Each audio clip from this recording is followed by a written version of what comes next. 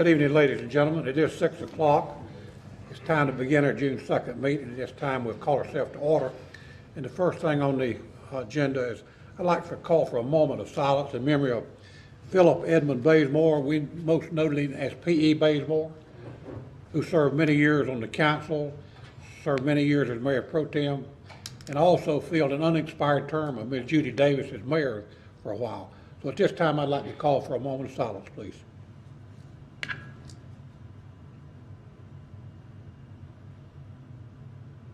Thank you.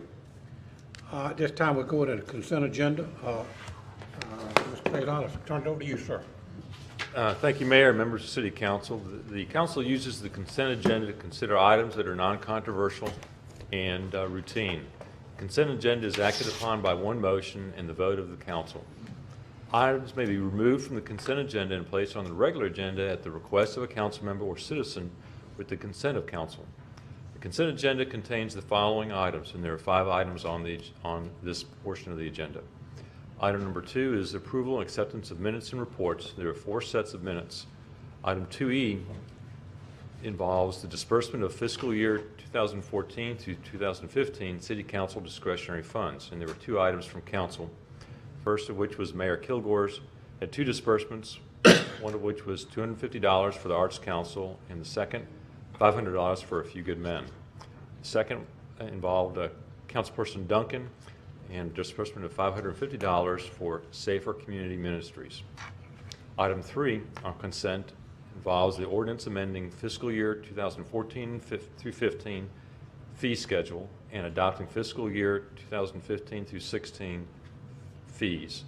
This applies citywide for our services and operations. Item 4 is a resolution authorizing North Carolina Rural Infrastructure Authority grant application for Arrow Point Water and Sewer Extension Phase 2 for ATI Specialty Materials, which was Project Pipe.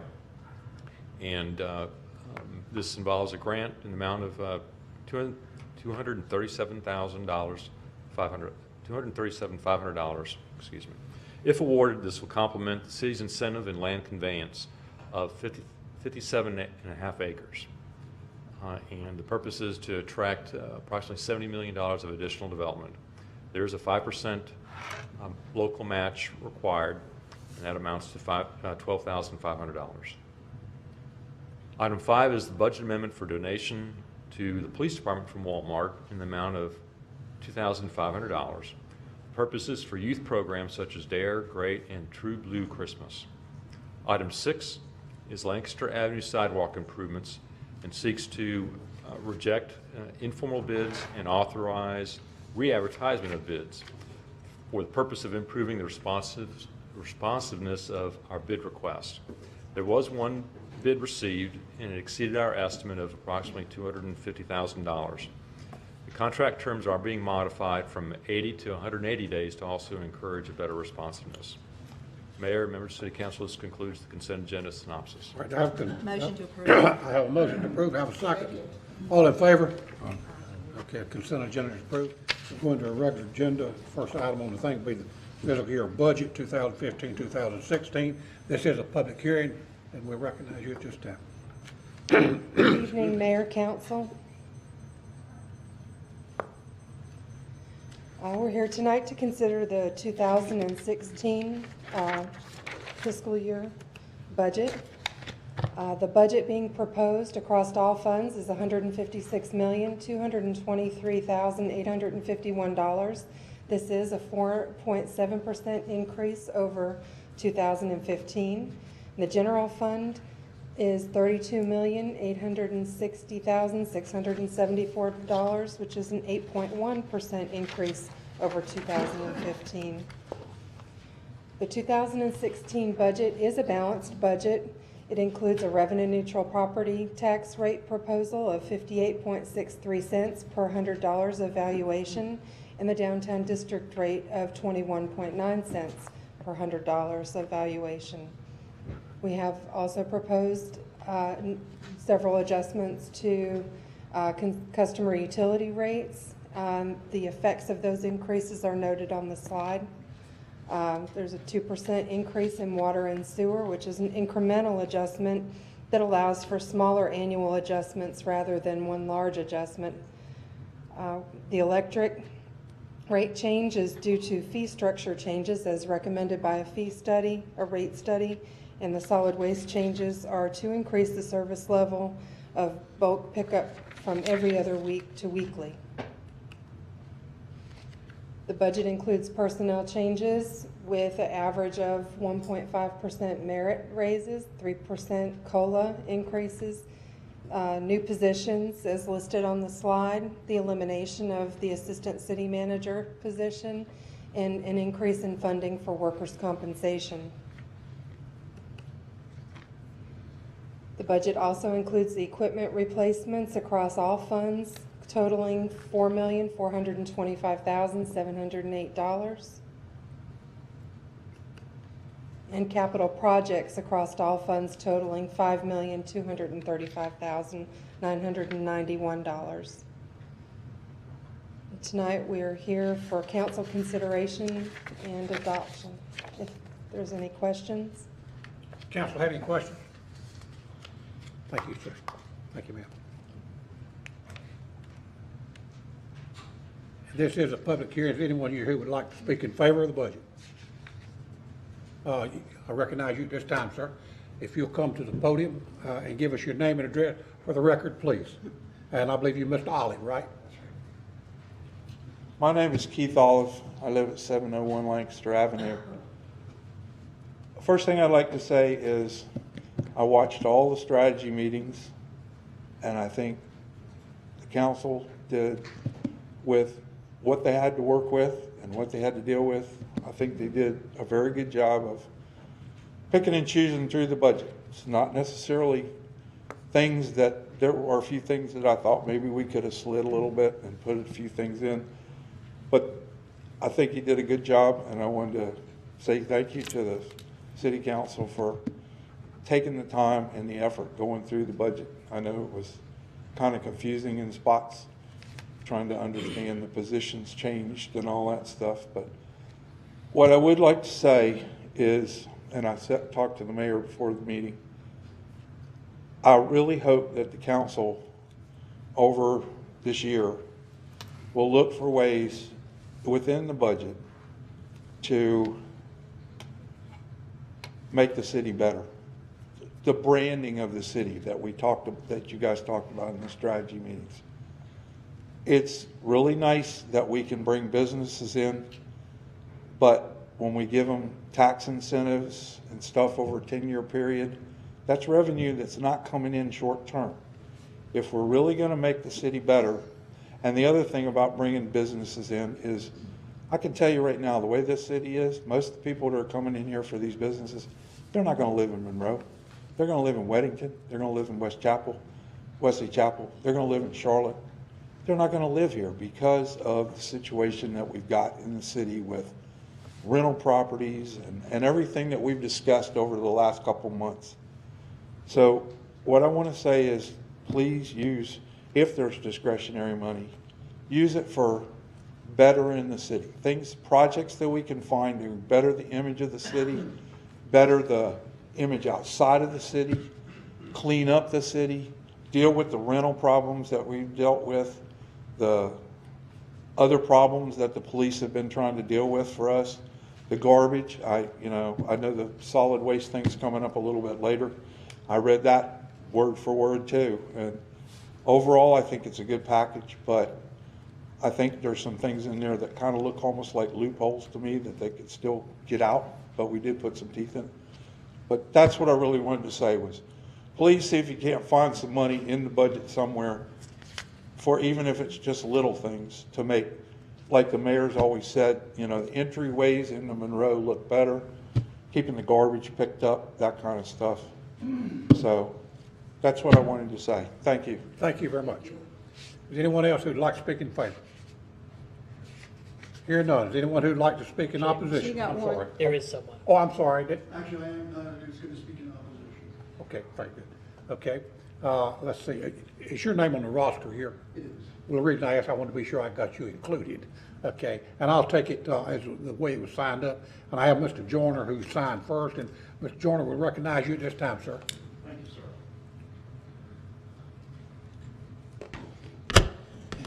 ladies and gentlemen of the council and mayor. Thanks for letting me talk and vent a little bit about our proposed budget tonight. My talk will involve around the tax increase that is recommended to the council. The first item I would like to address is the increase recommended in ad valorem tax rate from 0.555 to 0.5863.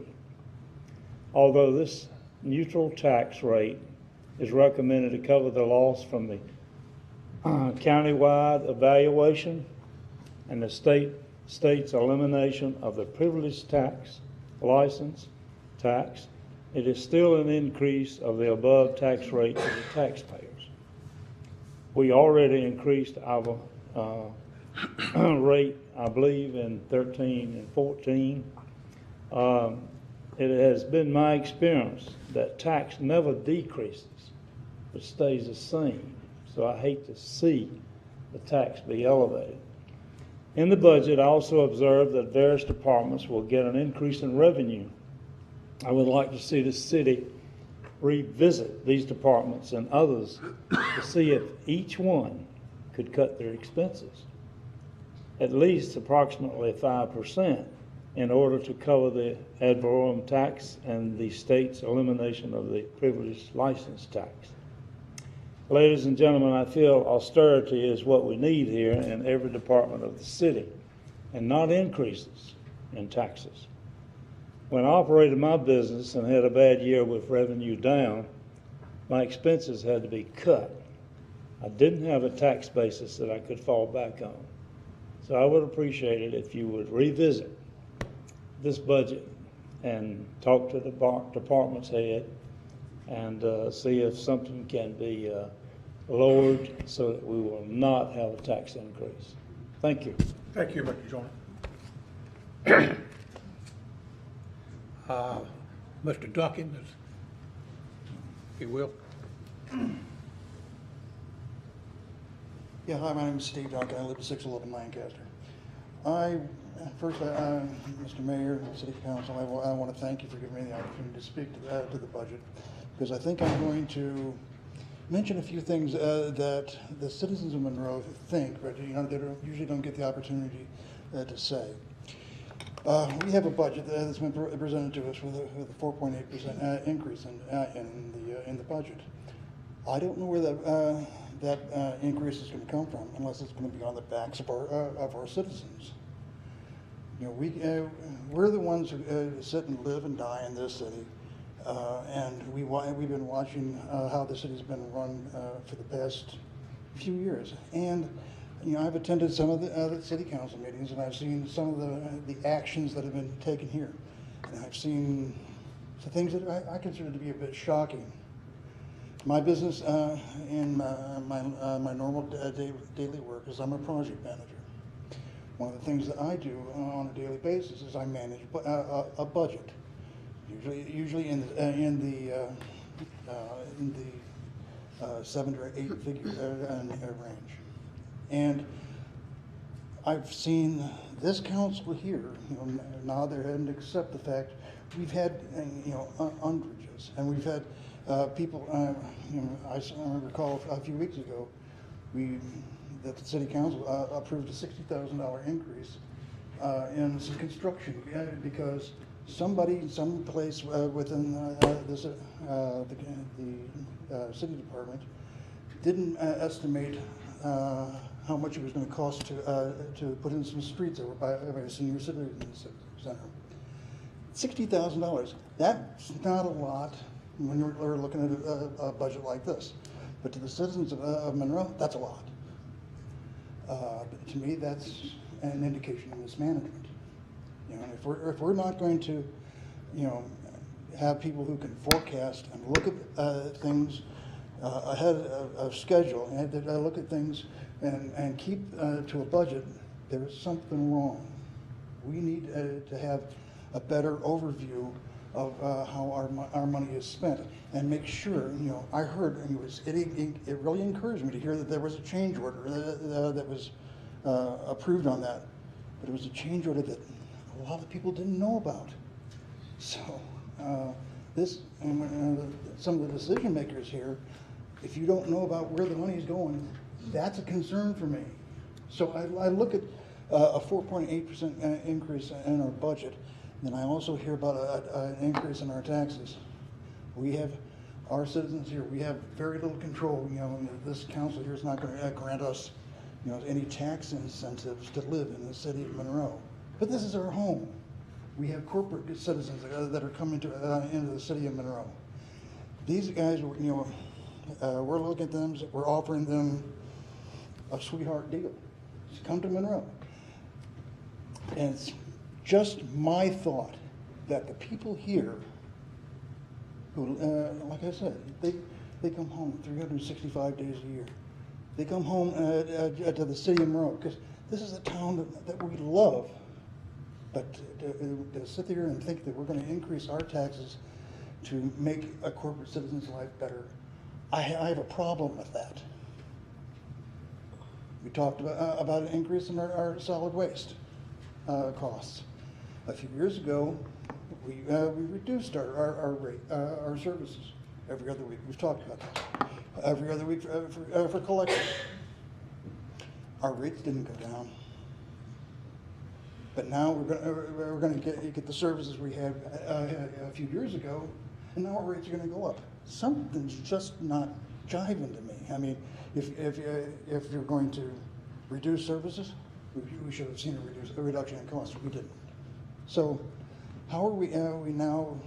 We signed with a different solid waste company because they were supposed to be a better company. But still, now we're going to pay more money for the same services. It's a concern.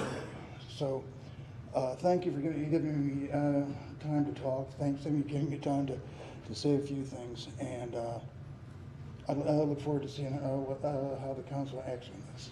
Thank you. Thank you, Mr. Duncan. This is a public hearing. Is anyone else who would like to speak? Yes, we'll recognize you this time. If you will, give us your name and address for the record, please. Well, I'm sorry I didn't get to sign in. I've been on a 50-mile bike ride, so I just kind of was a little late getting here. I do apologize. My name's Jennifer Smith, and I live at 109 West Houston Street. And I wanted to ask the council if there's any kind of city ordinance for skateboarding in town. Parker Street, on the corner of Parker and Lancaster, and the First Baptist Church has become... Excuse me one minute. Yes. Is this a budget issue or is that for public? Let me ask you to come back up. We're doing the Oh, budget okay. right now, Oh. and I will get to you next. I thought you you were wanted to still speak on on the the other- budget. I'm sorry. I'm sorry. Is anyone else here who would like to speak on the budget? If not, we'll close the public hearing and take action. Do I have a motion? I'm going to make a motion that we adopt the budget. I've been here since 2006, and this is the first time that we have really gotten together and looked at the budget as extensively and had this much input from our city staff as well as the council. And even though I'm going to admit there's some things in there that I particularly don't care for, you know, I had to put my personal feelings aside because the majority of the council and staff wanted to go through with this budget, and I think it's a good budget. We had a lot of discussion, a lot of meetings about the budget. There's no such thing as a perfect budget where everything's going to be happy, make everybody happy. You know, the budget process is just like everything else we do in council, little give, take, and compromise. And I think that we did that here. So, you know, I think that this is a good budget. I want to commend Larry for his work and also Lisa and the staff. And I'm going to make a motion that we approve the budget. I have a motion. Do I have a second? Second. I have a motion and a second. All in favor? Aye. Any opposed? Okay. Ms. Nash and Mr. Jordan. Okay, it's 5-7. I mean, 5-2. That is correct. I did get that right. You get that, Madam Clerk? Okay, thank you very much. All right, at this time, we'll have the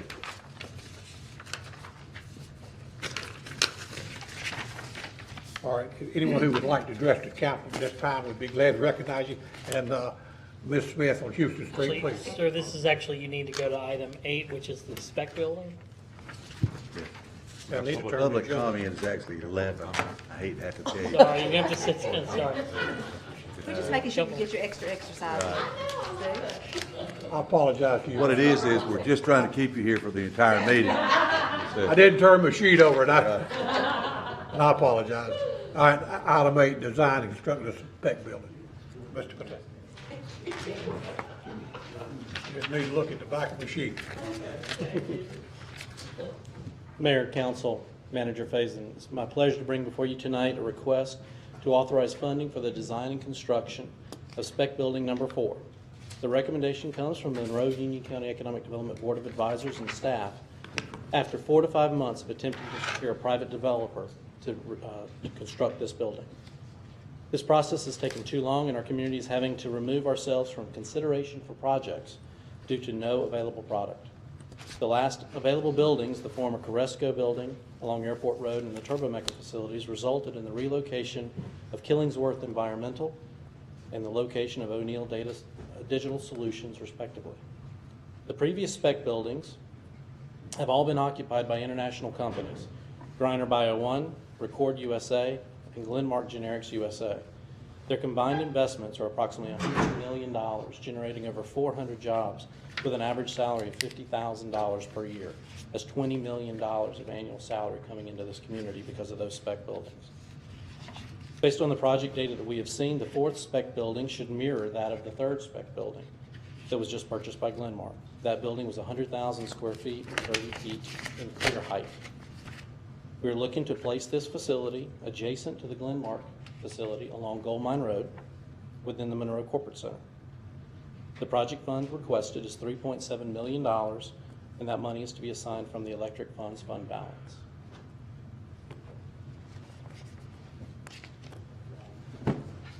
Council, questions? How will that money be paid back to the electric fund, Chris? Through the sale of the building, it'll go right back to the electric fund.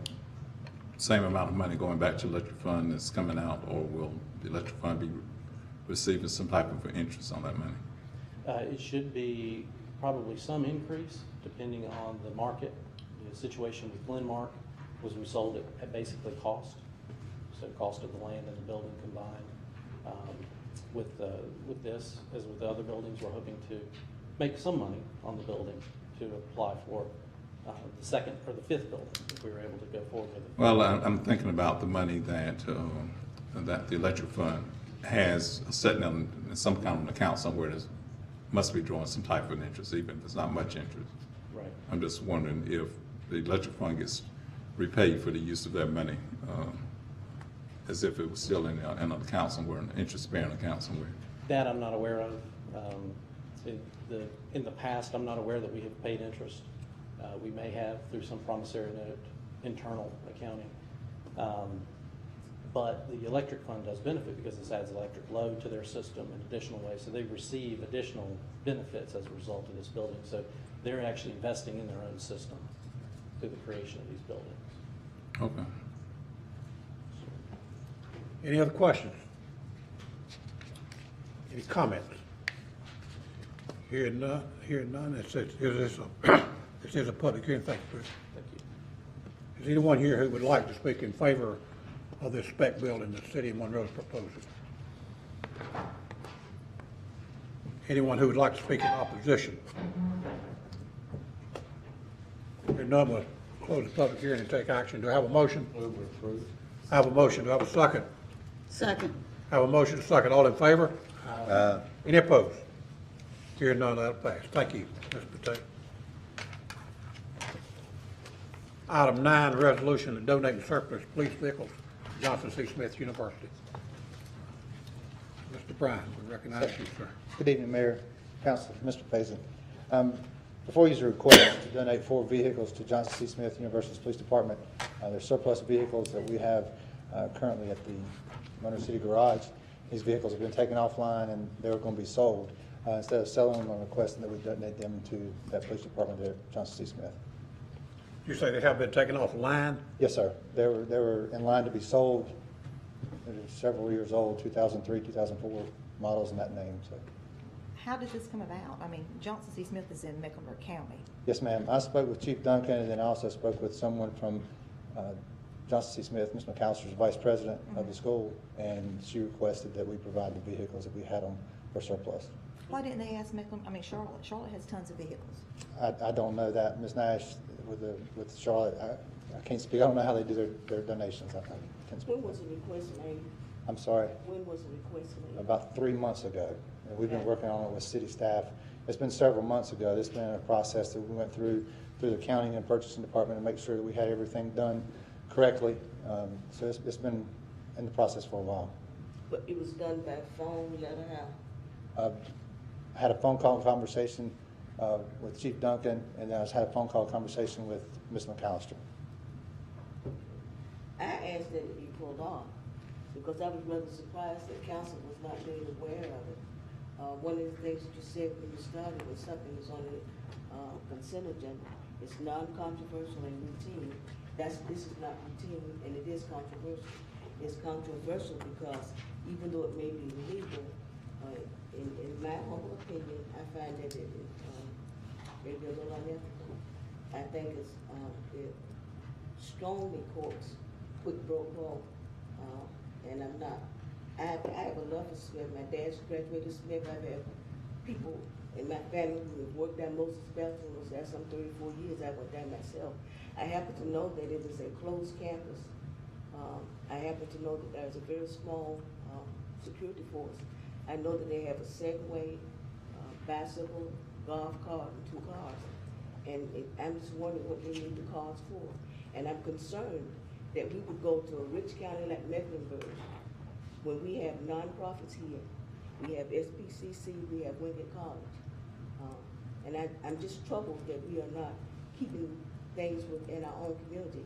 And they were taken offline, they were scheduled to be sold. And even though in 2003, 2004, it probably not have bought a very large sum, but I think we are faced with principle here. And I am troubled with the way it was done.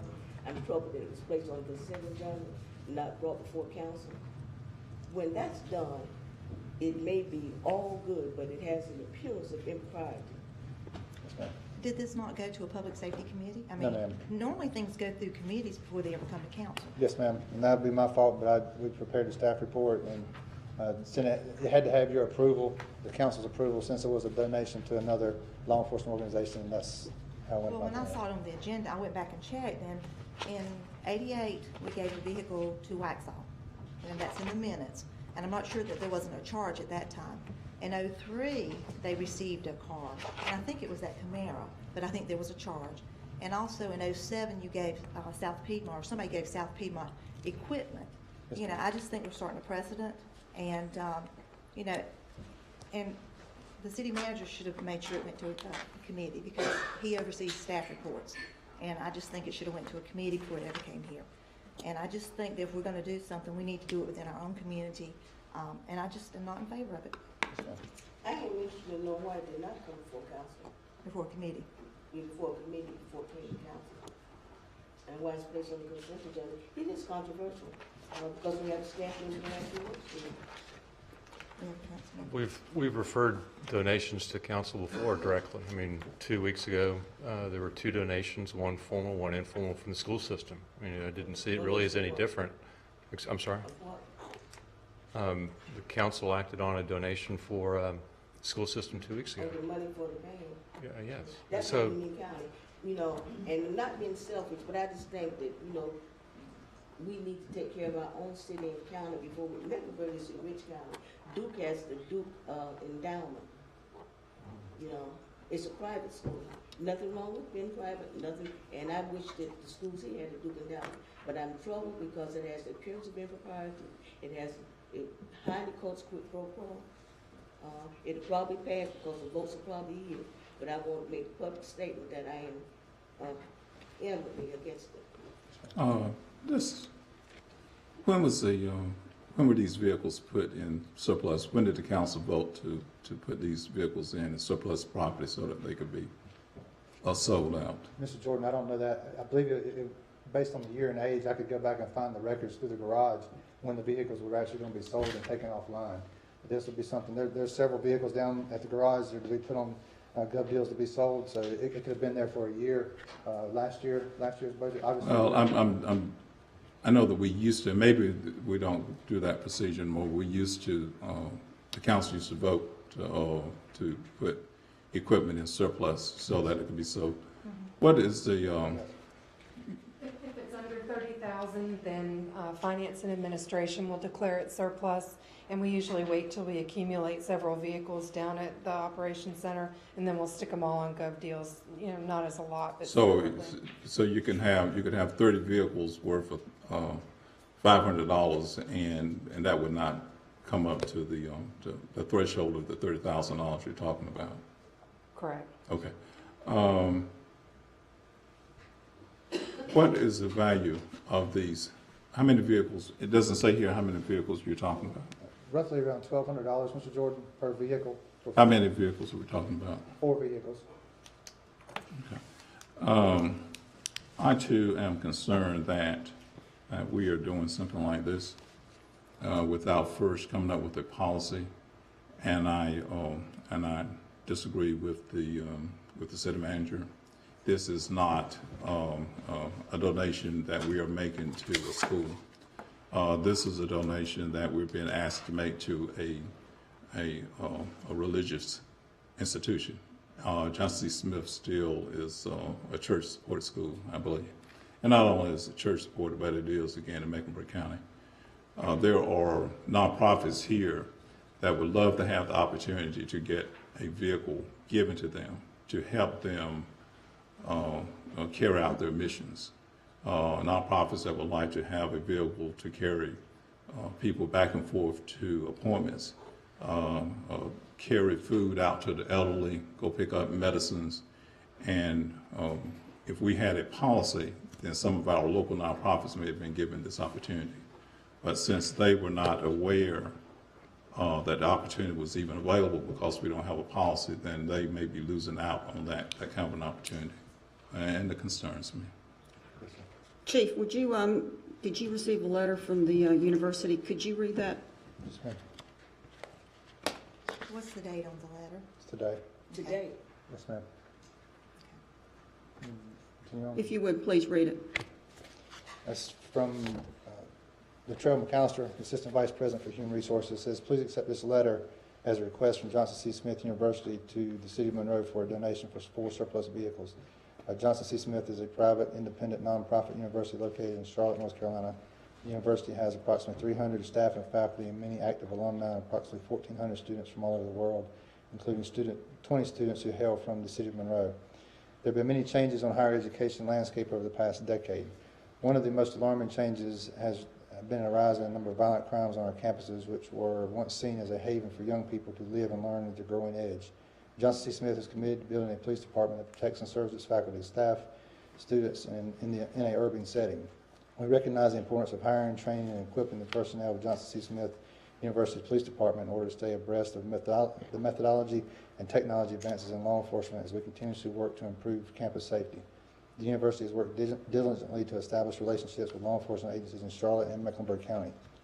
The City of Charlotte has donated digital radios to the campus police department. The town of Mint Hill has recently donated 15 computers and laptops that were slated for surplus. Several of those computers were installed in the campus police department, and we were issued laptops to our police personnel. Additionally, Waxhaw, Mint Hill, and Pineville police departments have opened their doors to allow officers to attend mandatory in-service training, firearms qualification, as well as other educational opportunities. As you're aware, the university hired officers from the Monroe Police Department to provide active shooter training for our officers. Shortly after the training, we had a shooting incident on campus, and as evidence that our training, the officers were received, prepared them to handle the incident. On behalf of Johnson C. Smith University and the campus police, we would be grateful for the City of Monroe for the vehicle donations. Rest assured, we put them to good use. I have a question. Trail McAllister. When you first began your statement, you said that it was several months ago that they were asked. Yes, ma'am. Yet you get a letter dated today. Yes, ma'am. I don't understand that. I reached out to Ms. McAllister when the item, like you said, was going to be pulled and open for discussion. So that's why I wanted the documentation. So the letter was sort of backing it up like it wasn't a deal or anything? I couldn't hear you, Ms. Anthony. That letter is sort of backs it up. It smells like a deal. Maybe it wasn't. Okay. Doesn't look good. And again, I think that SBCC actually teaches law enforcement classes, and I'm sure that they could benefit from this kind of a donation in addition to some of our nonprofits here locally. And it just disturbs me that that this deal has been in the making for 3 months, and it was never presented to City Council with the thought of maybe going to a committee, and and as you said, even the Public Safety Committee Yes, sir. never looked at it. So it just appears that that there are people outside of our county and outside of our city who have pull that our local nonprofits and our local SBCC does not have, and that's disturbing. Mayor, I think it's a great idea. I would like to make a motion to approve it, and also that we if we have another nonprofit entity in Union County, and they could use a couple of these police cars, then I think that would be fine too. But Johnson C. Smith adds a lot. I don't see anything at all wrong with helping Johnson C. Smith. I think it's a great idea, and I'm glad to make the motion. I think we've given donations, you said, to SPCC in the past. When they've asked for our assistance, the city's always stepped up and helped them. You serve on the board whenever anything has happened, when they ask for equipment or they ask for services, you have stepped up and done that. And I think that the city has been historically, they will do that if we come in and ask. And I think that the issue is we have law enforcement helping law enforcement, and there was the reference was made about not asking from Mecklenburg. Well, they did ask Mecklenburg, and Mecklenburg has given resources. And everybody works together in law enforcement. We're all in it together. And there have been some incidents on campuses, and so they're reaching out to all law enforcement agencies. I think these cars, they pull them offline, they're surplus, we don't get that much for them. This was a donation where it would actually help. It helps everybody.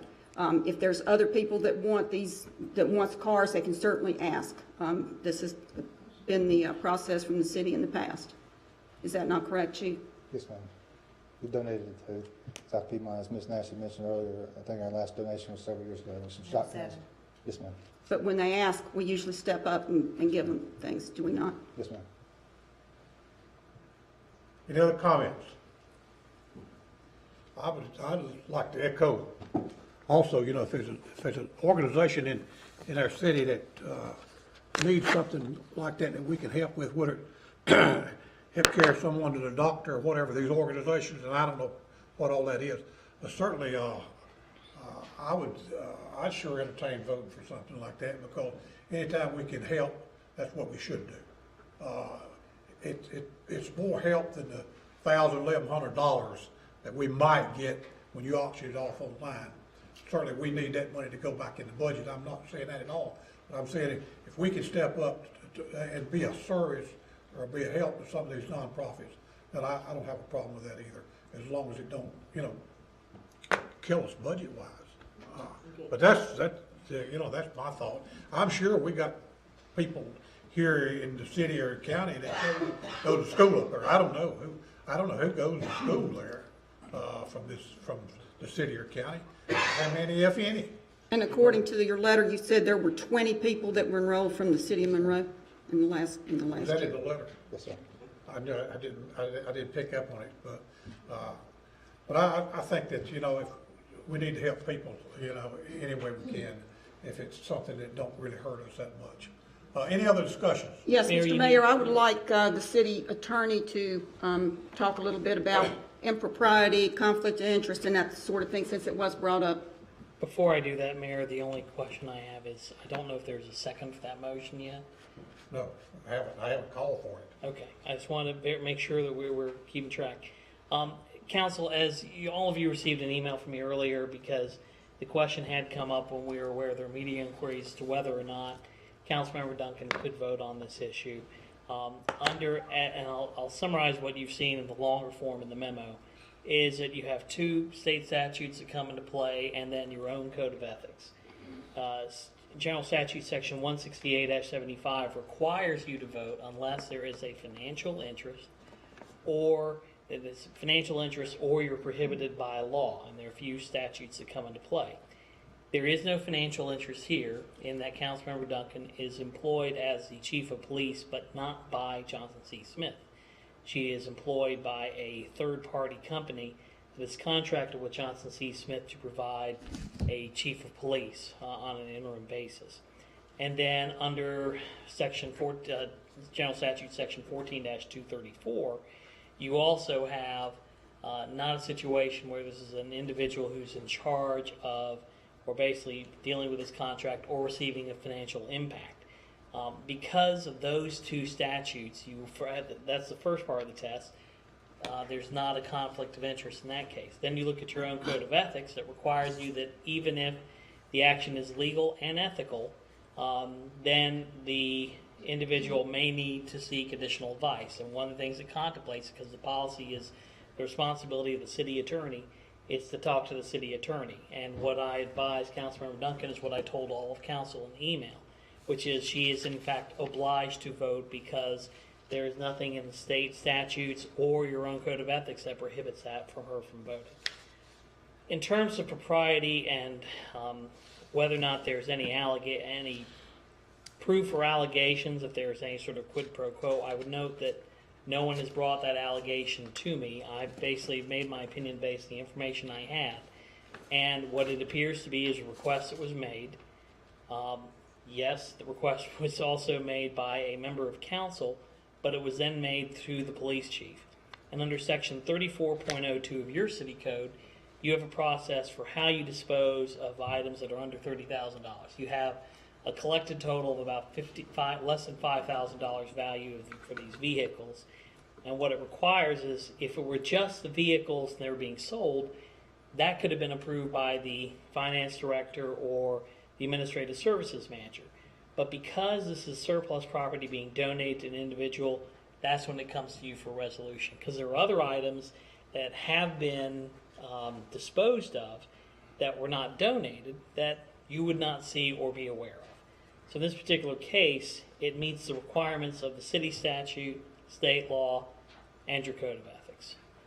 So let me be perfectly clear. There was nothing underhanded or any kind of conflict of interest or anything that was done that was not done correctly.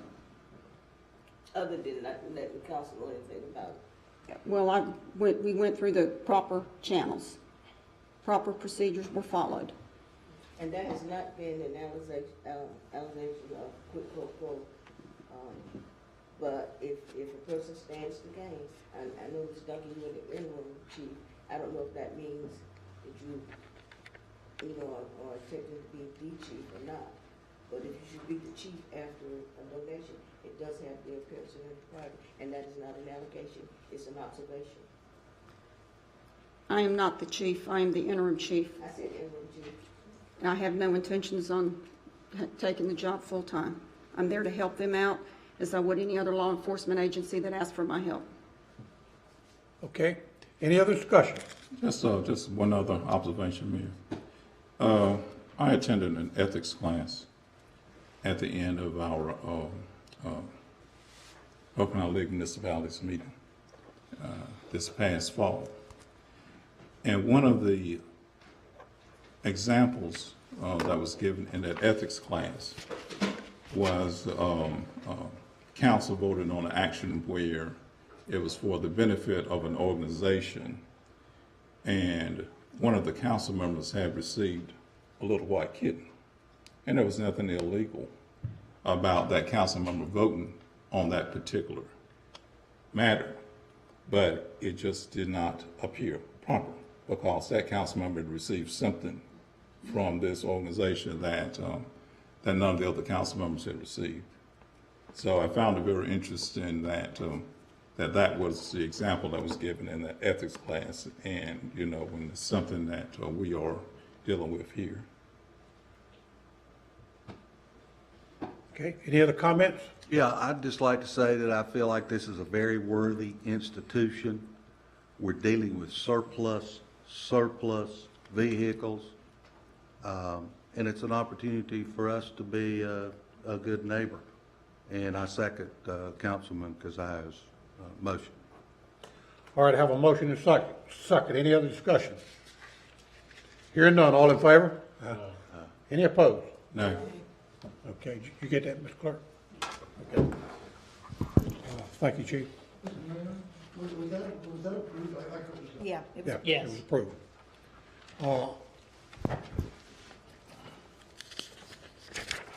Okay, item 10, ordinance amending the code of ordinances on the chapter 55, solid waste. Lisa?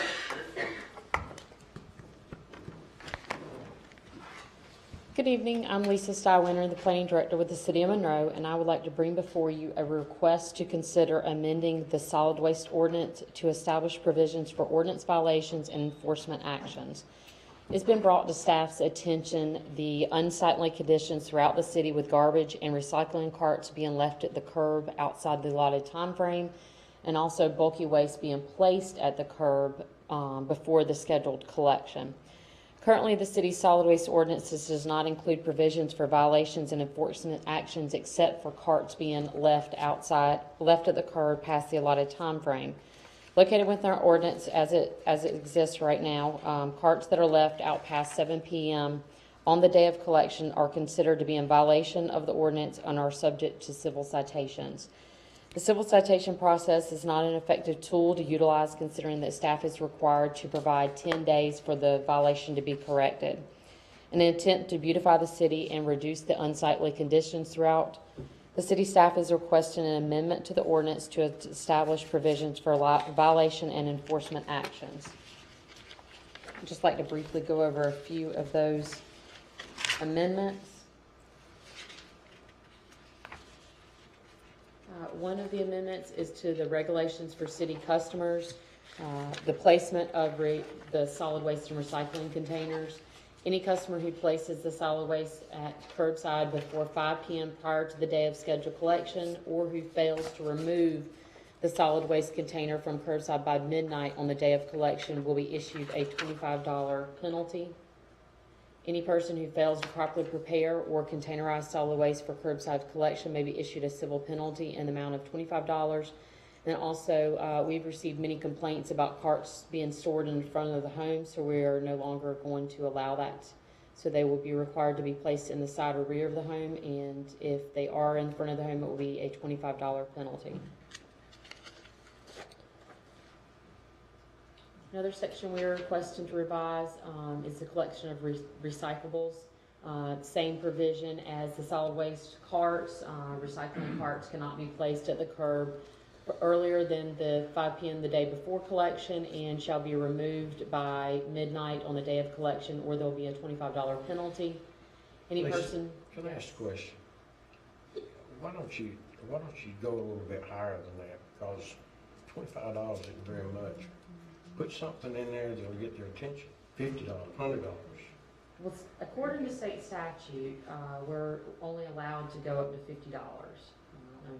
If you refer to attorney, in the other provisions of the ordinance that I'm amending, it is $50. The carts, I just chose $25. It can be discussion here at council. So you could go to 50. And I'll move we go to 50.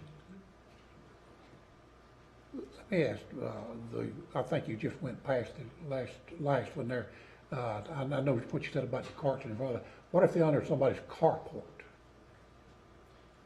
When you say in front of a house, are you talking about in the front yard? Well, I know you're talking about that also, but what if they're under a carport? It's located in the carport. We're not gonna. I know a lot of people keep them on the carport. Some people put them beside their front doors, what she's Right. Yeah, well, I know what you mean there, but when you say front, that's front. If they're located within a garage or a carport, staff's not going to enforce. Only if they're in the front of the house. The only way you really get somebody's attention is if you really hit them in the pocketbook. That's my personal opinion. Well, I think It's certainly up for discussion for the council. And I think that if we got this ordinance, I think we ought to use it. I don't think we'll abuse it by no means and abuse nobody with it. But I think it should be used. I think we use it effectively. I think the $25 will get their attention. If not, you can come back and revisit this thing, and if we have to revise it, now, this is just me talking, I want to hear from the rest of it. You know, if we have to revise it, let's do that. But I say, we got it, let's use it, let's put it into force, and let's serve the penalties, the civil penalties on it. If we don't do that, it's not gonna work, whether you got $2 on it or $25. Which court's that go to, Lisa? I'm sorry? Which court will that go to, that civil penalty? Small claims. Actually, it doesn't, council member, because if it's a civil penalty like this that goes to the city, the issue there is when we issue the civil penalty and that civil citation, the appeals process doesn't go through the court system. There's also our ability to utilize the misdemeanor process and take them through district court, but these civil penalties are the main incentive and the main enforcement action. How do we make them pay it? We can sue if they have a few of these together. We can sue them, or we have the debt set-off program where if someone is going to get a tax refund from the state, we can put that in that program once you have $50 or more, and then people remarkably are concerned whether or not they're going to get their state tax refund. I would think within 3 months, we would know whether the $25 thing is gonna work. I mean, I think that, you know, within a period of time, you'll see immediately whether it's gonna work once you start giving out notices. I think $25 will get their attention because it's been nothing so forth. And so $25 should get their attention. And if we were to amend it, I would say if there's a second offense, then $50. I think $50 would be harsh initially. Do we have a lot of abuse on this? I know we have some, but. We have a lot of abuse. Okay. We actually have our newest code enforcement officer is currently riding the garbage routes to identify the carts that are left outside the time frame as our current ordinance, and we've been sending numerous letters based on that. I think a Monday route we had 200 one week. The next week we only had 80. So it's already, the enforcement and the letters are already doing. Then we need to take this tool and use it. If we're not gonna use it, there's no use to even vote on it. And who's gonna pay the $25? Property. The property It's owner? on the county records. And the ordinance is designed that if the penalties are not paid within 30 days, it's an additional penalty, and then it can be placed as liens on the property. So it will step up from 25, second offense 50. Well, if it's not, no, it's a $25 penalty for the carts. If the $25 is not paid within 30 days, it's another $25. So it will be a total of the 50. Yeah. Then if they're never paid, we will place the lien on the property for those. Well, I think in 2 or 3 months or 4, somewhere, that we'll know how it's working, and we need to come back and make an adjustment, and we'll drop back and make an adjustment. Well, I agree with Lynn. I think we need to go ahead and make the adjustment now. And let people know that they're gonna have to pay $50 if they are not in compliance. There's no need to come back in 3 months and raise it again another $25. Let's just go ahead and do it. I hope that we don't have to do that. Well, if we don't have to do it, then we won't have to come back and do it. I know, well, you know, everybody's got the opinion. If we can do it with this ordinance, for $25, I'd rather do it with the ordinance for 25, and if it works, than do it for $50 and it works. Well, the thing that encourages me is that Lisa stated that merely by putting another code enforcement officer out there and sending out these notifications, and they sent out 200 in 1 week and dropped to 80. That was just for one route, Right, one Monday, one dropped to route. 80. You know, we are there. You do get people's attention, and the other thing, of course, would be I think we should notify all citizens probably through our billing each month for their services that this is going into effect, and so. You know, we've gone from nothing to a letter, and now to this. Yeah. That's Personally, perfect. I think that's probably. We've got this, we need to make it work. You got a motion up there in a second, I have a motion, do I? No, I don't have, who made the motion? I haven't had a motion. I don't think there will. I think council. Lynn We was, were just yeah, discussing. Lynn was discussing the fee. I I hadn't had a motion, but are there any other discussion? Well, you're not through with your presentation yet. No, I know, but I want to know if y'all through talking so I can go back to her. Okay, Miss Lisa, you may continue. Go ahead, Lisa. First The things next first. section of the ordinance that we're requesting to amend is the bulk collection of bulky items, appliance, and white goods. And of course, this is the same, similar provision as the garbage carts, that bulky waste items shall not be placed at the curb earlier than 5 p.m. the day before scheduled collection date, and shall be removed by midnight on the day of collection. This will be a $50 penalty. I think this is the bigger problem here. Right. So, And this is, this is for bulky stuff. Bulky waste. junk. they pick that up each week now. As of June 1st, yesterday, it is being collected every week. And a normal Monday route is been collected of 5 tons, and we have been told by Waste Pro that they picked up 12 tons yesterday. Woo. It's already doubled. At least it didn't lay there, hopefully. Okay. He asked, did we advertise? All right, very good. The next section that we are requesting to amend is the collection of yard waste. We did not place a limitation on the time that you can put yard waste out, because a lot of people do their yard waste over the weekends. Elderly people have help on the weekends. So the only provision or enforcement action we placed within the yard waste section was anyone who fails to properly prepare yard waste for curbside collection or places yard waste that is not eligible for collection. We get a lot of huge yard waste piles that are not cut to the 4 feet in length and the 6 inches diameter. They're not in manageable piles. I mean, they're mounds of yard waste. So this would be a $50 penalty.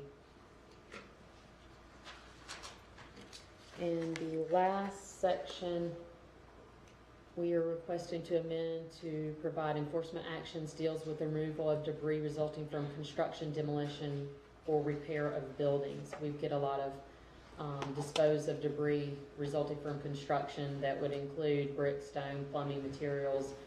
This is not allowed. Our solid waste provider doesn't pick it up, so this would be a penalty of $50 as well.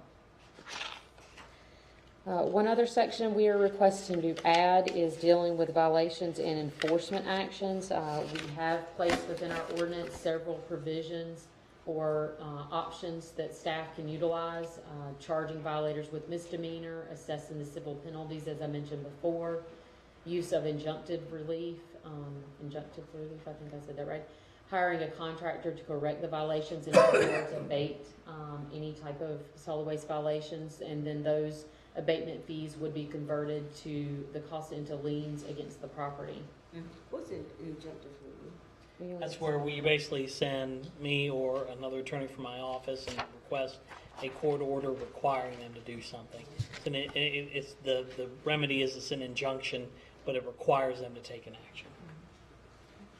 Last section we are requesting to revise or add to the solid waste ordinance is notification of violations and civil penalties.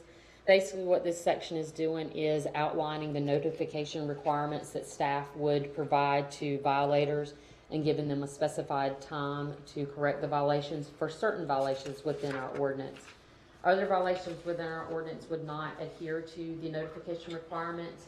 Those violations that would not require a notice include person placing solid waste or recycling containers at curbside outside the allotted time frame.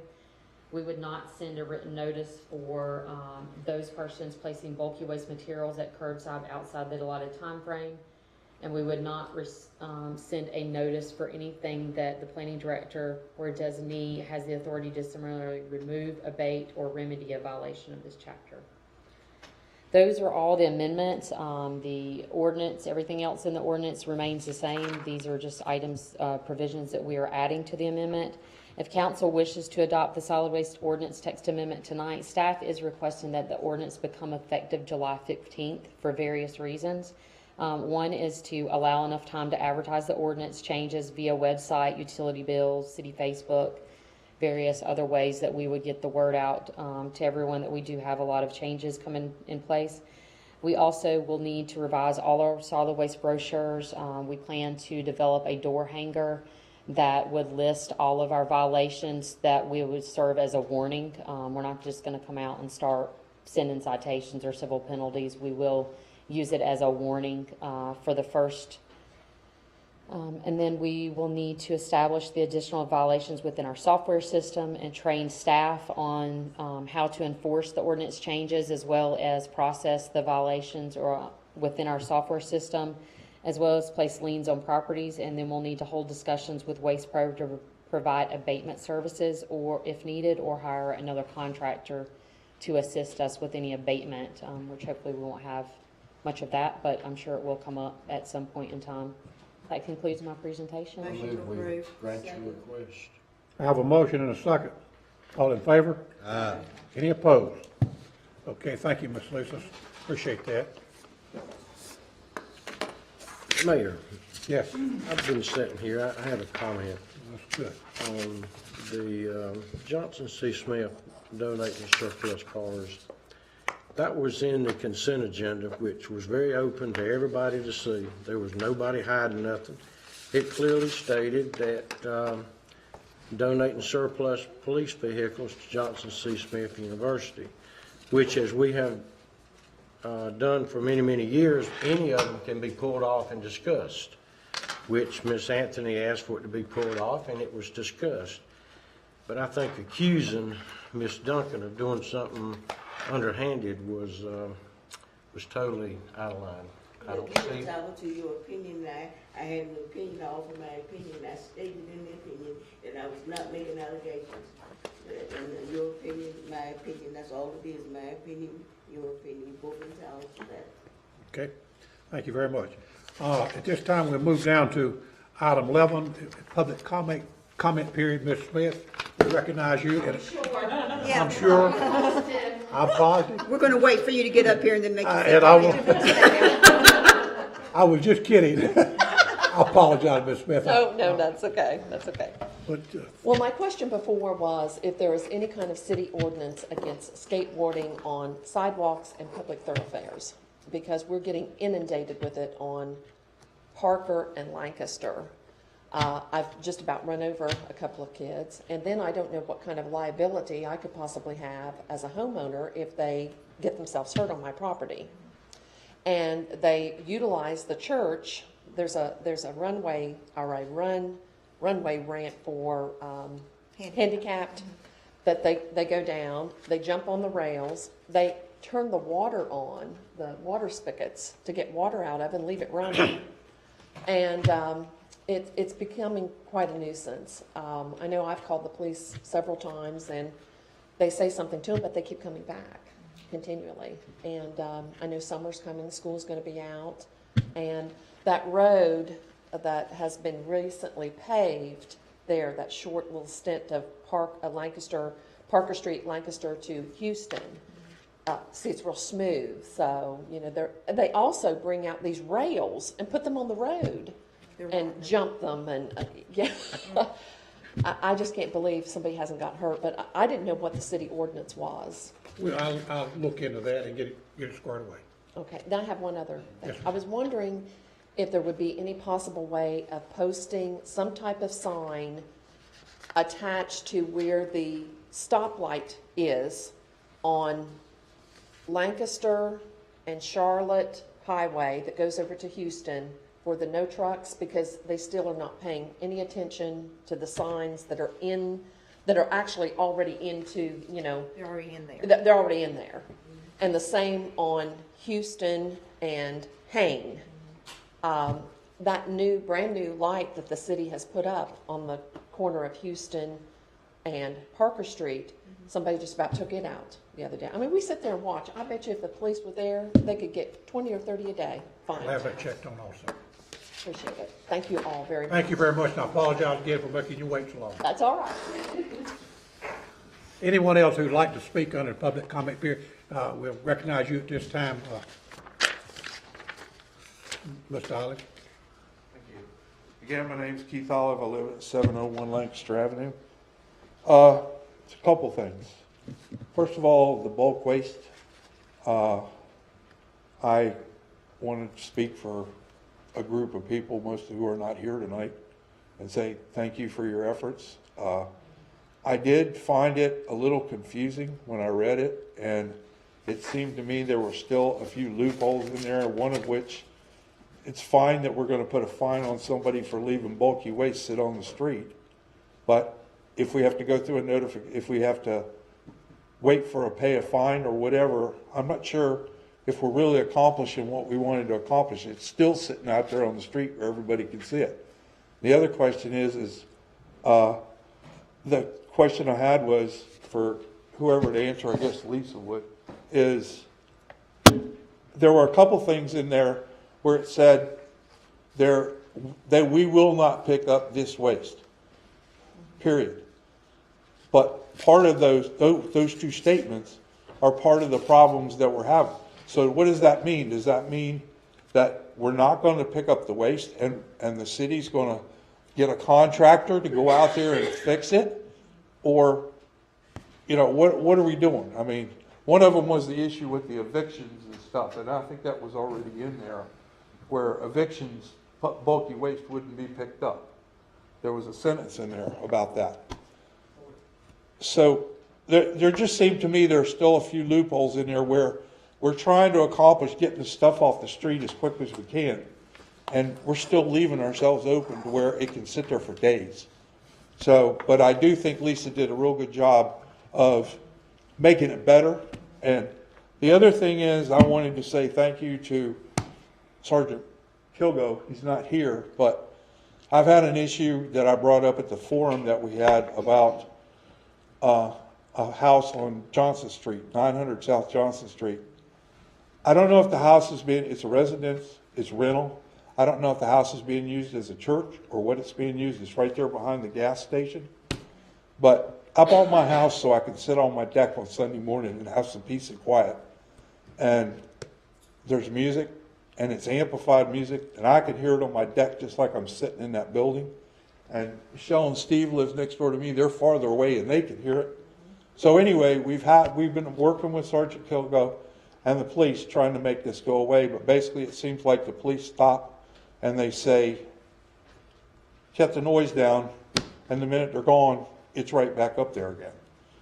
And it happens every Sunday. In the wintertime, it's Sunday morning and Sunday night and Wednesday nights. So I'm pretty sure this is being used as a church. So we need to look at something. And the other problem we have over there in my neighborhood is the noisy cars. Most of the guys live on Johnson Street, the boom boom cars. They start when they get off work, and they don't stop till 4 in the morning going by the house. And I know the police drive around, but it seems to me that we're not doing anything as far as enforcing the noise ordinance that's in there about noise coming from cars. And it's so noisy, I can hear them coming down Johnson Street before they ever get to Lancaster Avenue. So it's something we need to look at. But I did want to say thank you for the bulk waste ordinance and the budget. And like I said before, I'm sure between all of us, we can work maybe through the thing we're having on Saturday. We can work on looking for ways to improve the image of the city. And I have to agree with Steve that the tax increase, I understand why we had to do it to get things levied out. But when you look at, I lost $60,000 off my house. Jeff Arwine lost 100 and something thousand off of his. And yeah, that's true. We're revenue neutral, but we're not tax neutral on the houses. I've lost $60,000 and I'm paying the same taxes on my house pretty much now that I was paying when it was valued $60,000 higher. So that's not conducive to bringing people into the town or making people want to invest in homes in this town. And I understand, like I said, you guys had to do something to make the budget work because we've put off a lot of things for a lot of years, maintenance and all that. But we really got to look close at these issues where we're not making an image here, either tax-wise, property-wise, whatever, to bring people into the town. Because that's a source of revenue. And if we could bring enough people into the town, we wouldn't have to do things like this. So, thank you again. Thank you very much. Anyone else who'd like to address the council? Yes, sir. If you will, try to hold it down about 3 minutes, if you will, please. Absolutely, no problem. Thank you, Council, again. A couple of issues. As you heard, we live on Lancaster, and there's a problem with speed on Lancaster, and I think everybody here knows it. You know, I mean, there just seems to be an issue that keeping people down to the speed limit. I'd even take 5 miles an hour over the speed limit. I don't care. Because right now, when we back out of our driveway, we're taking our life in our own hands. So, Chief, I think if you put a couple cops over there, we could handle this budget shortfall in about 2 weekends. I just want you to come back to plain, hey, you got a ticket. So, we'll come over and write on it. Yeah, so if we could get some sort of attention over there, we would certainly appreciate it. Now then, let me beat a dead horse here. These cars going to Johnson C. Smith. Maybe I'm crazy. My dad taught me that nickels adds up to dollars. Okay, we're talking $5,000 here. Still, $5,000 may not mean a whole lot to a budget as big as ours. But guess what?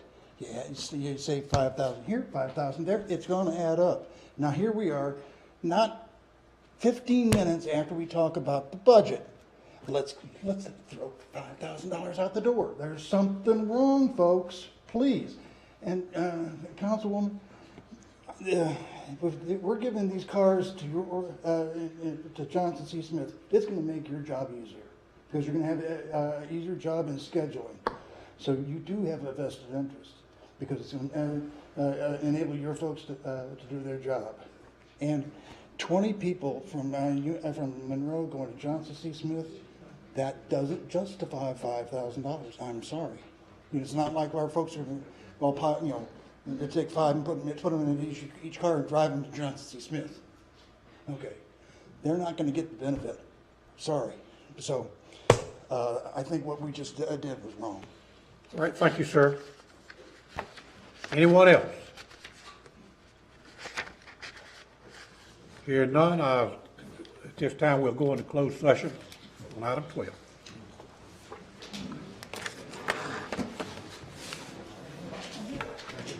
Mayor, someone needs to read the motion and second it, and council. Okay, I would be honored to, I've never had this opportunity. I move to go into closed session pursuant to North Carolina General Statute, section 143-318-11A3 to consult with the city's attorneys concerning the handling or settlement of a claim. It's still there. I have a motion. Do I have a second? Second. All in favor? Any opposed? Hearing none, we are going into closed session. Good job. Thank you, and the only people we'll need